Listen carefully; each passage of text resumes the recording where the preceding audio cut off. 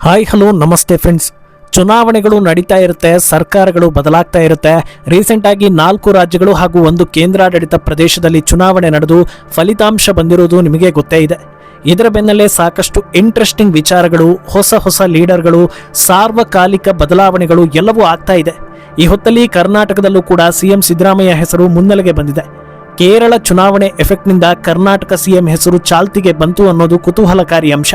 ಸದ್ಯದ ಮಟ್ಟಿಗೆ ದೇಶದಲ್ಲಿ ಸಿದ್ದರಾಮಯ್ಯ ಅತ್ಯಂತ ಹಿರಿಯ ಸಿಎಂ ಅಂತ ಅನ್ನಿಸ್ಕೊಂಡಿದ್ದಾರೆ. ಇದರ ಡೀಟೇಲ್ಸ್ ಕೊಡ್ತೀನಿ. ನೀವು ಮಿನಿಟ್ ಮೇಡ್ ಚಾನಲ್ ಅನ್ನ ಫಾಲೋ ಮಾಡಿ, ಸಬ್ಸ್ಕ್ರೈಬ್ ಮಾಡ್ಕೊಳ್ಳಿ.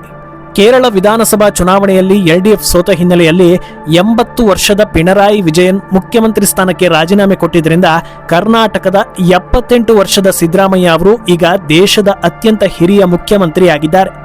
ವಯಸ್ಸಿನ ಆಧಾರದಲ್ಲಿ ಈಗ ಇರೋ ಸೀನಿಯರ್ ಸಿಎಂಗಳನ್ನ ನೋಡ್ತಾ ಹೋಗೋದಾದ್ರೆ ಆಂಧ್ರ ಪ್ರದೇಶದ ಮುಖ್ಯಮಂತ್ರಿ ಎನ್ ಚಂದ್ರಬಾಬು ನಾಯ್ಡು 75 ವರ್ಷ, ಮಿಜೋರಾಂ ಸಿಎಂ ಲಾಲ್ದು ಹೋಮಾ ಮತ್ತು ನಾಗಾಲ್ಯಾಂಡ್ ಮುಖ್ಯಮಂತ್ರಿ ನೀಫಿಯಾ ರಿಯೋ 74 ವರ್ಷ ಪಟ್ಟಿಯಲ್ಲಿದ್ದಾರೆ.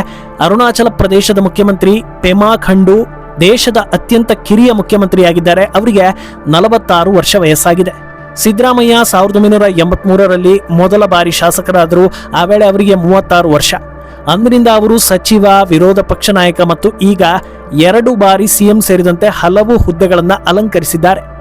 ಅವರು 17 ರಾಜ್ಯ ಬಜೆಟ್ಗಳನ್ನು ಮಂಡಿಸಿರೋ ದಾಖಲೆ ಕೂಡ ಹೊಂದಿದ್ದಾರೆ. ಸಿದ್ದರಾಮಯ್ಯ ಈಗ ಕರ್ನಾಟಕದ ಅತಿ ಹೆಚ್ಚು ಕಾಲ ಮುಖ್ಯಮಂತ್ರಿಯಾಗಿ ಸೇವೆ ಸಲ್ಲಿಸಿ ಡಿ ದೇವರಾಜ್ ಅರಸು ಅವರ ದಾಖಲೆಯನ್ನು ಕೂಡ ಮುರಿದಿದ್ದಾರೆ. ಅರಸು 2 ಅವಧಿಗೆ ಈ ಹುದ್ದೆಯನ್ನ ಅಲಂಕರಿಸಿ 7 ವರ್ಷ 239 ದಿನಗಳ ಕಾಲ ಅಧಿಕಾರದಲ್ಲಿದ್ದರು.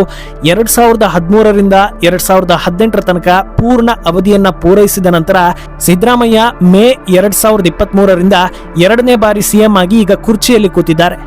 ಸಿದ್ದರಾಮಯ್ಯಗೆ ಈಗ 78 ವರ್ಷ 9 ತಿಂಗಳು. ಕರ್ನಾಟಕದಲ್ಲಿ ಈ ವಯಸ್ಸಿನಲ್ಲಿ ಬೇರೆ ಯಾವ ರಾಜಕಾರಣಿ ಈ ಉನ್ನತ ಹುದ್ದೆಯನ್ನ ಅಲಂಕರಿಸಿಲ್ಲ.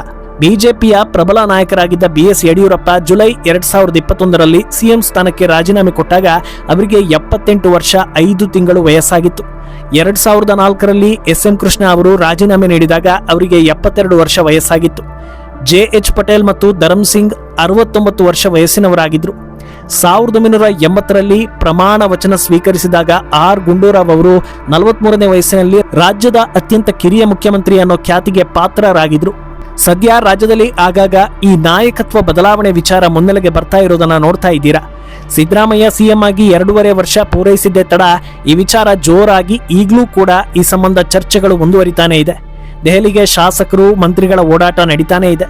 ಒಂದು ವೇಳೆ ಹೈಕಮಾಂಡ್ ನಾಯಕತ್ವ ಬದಲಾವಣೆ ಮಾಡದೆ ಸಿದ್ದರಾಮಯ್ಯರನ್ನೇ ಮುಂದುವರಿಸಿದ್ರು ಅಂದ್ರೆ ಇನ್ನಷ್ಟು ದಾಖಲೆಗಳಾಗುತ್ತೆ. ಅದೇನು ಅಂದ್ರೆ ಆ ಹೊತ್ತಿಗೆ ಅವರಿಗೆ 80 ವರ್ಷ ಕಂಪ್ಲೀಟ್ ಆಗಿರುತ್ತೆ. ಅಲ್ಲದೆ ದೇವರಾಜ್ ಅರಸ್ ನಂತರ ರಾಜ್ಯದಲ್ಲಿ 5 ವರ್ಷ ಸಂಪೂರ್ಣ ಆಡಳಿತ ನಡೆಸಿದ ಹೆಗ್ಗಳಿಕೆ ಇದ್ದಿದ್ದು ಸಿದ್ದರಾಮಯ್ಯ ಅವರಿಗೆ ಮಾತ್ರ. ಈ ಅವಧಿ ಕಂಪ್ಲೀಟ್ ಆಯಿತು ಅಂದ್ರೆ 2 ಬಾರಿ 5 ವರ್ಷ ಪೂರೈಸಿದ ಏಕೈಕ ಸಿಎಂ ಸಿದ್ದರಾಮಯ್ಯ ಅನ್ನೋ ಬಿರುದಿಗೆ ಅವರು ಪಾತ್ರರಾಗ್ತಾರೆ. ಸದ್ಯದ ರಾಜಕೀಯ ಪರಿಸ್ಥಿತಿ ನೋಡಿದ್ರೆ ಸದ್ಯಕ್ಕಂತೂ ಈ ದಾಖಲೆಯನ್ನ ಯಾರಿಂದಲೂ ಮುರಿಯೋದಕ್ಕೆ ಸಾಧ್ಯವಿಲ್ಲ ಅನ್ನೋದು ಕ್ಲಿಯರ್ ಆಗುತ್ತೆ. ಇದೇ ಕಾರಣಕ್ಕೆ ಅವರನ್ನ ಹೈಕಮಾಂಡ್ ಮುಂದುವರಿಸಿದೆಯಾ ಅನ್ನೋ ಚರ್ಚೆ ಕೂಡ ನಡೀತಾ ಇದೆ. ಯಾಕಂದ್ರೆ DCM DKಗೆ ಮುಂದೆ ಸಿಎಂ ಆಗೋದಕ್ಕೆ ಅವಕಾಶ ಇದೆ. ಆದ್ರೆ ವಯಸ್ಸಿನ ಹಿನ್ನೆಲೆ ಮುಂದಿನ ಬಾರಿ ಸಿದ್ದರಾಮಯ್ಯರನ್ನ ಸಿಎಂ ರೇಸ್ನಲ್ಲಿ ಮುಂದುವರಿಸೋದು ಕಷ್ಟ. ಸಿದ್ದರಾಮಯ್ಯರನ್ನ ಹೊರತುಪಡಿಸಿದ್ರೆ ಕಾಂಗ್ರೆಸ್ನಲ್ಲಿ ಸಿಎಂ ಫೇಸ್ ಅಂದ್ರೆ ಅದು DKಶಿ ಮಾತ್ರ.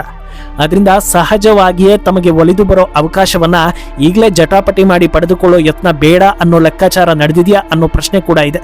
ಅದೇನೇ ಇದ್ರೂ ಕರ್ನಾಟಕದಂತ ಜಾತಿ ಬೆಂಬಲಿಸೋ ಜನರಿರೋ ರಾಜ್ಯದಲ್ಲಿ 2 ಬಾರಿ ಸಿಎಂ ಆಗೋದು, ಅದರಲ್ಲೂ ಪೂರ್ಣಾವಧಿಯಾಗಿ ಇರೋದು ಸಣ್ಣ ಮಾತೇ ಅಲ್ಲ. ಅದರಿಂದ ಸಿದ್ದರಾಮಯ್ಯ ಆಡಳಿತದ ಬಗ್ಗೆ ನಿಮ್ಮ ಅನಿಸಿಕೆಯನ್ನ ಕಮೆಂಟ್ ಮಾಡಿ.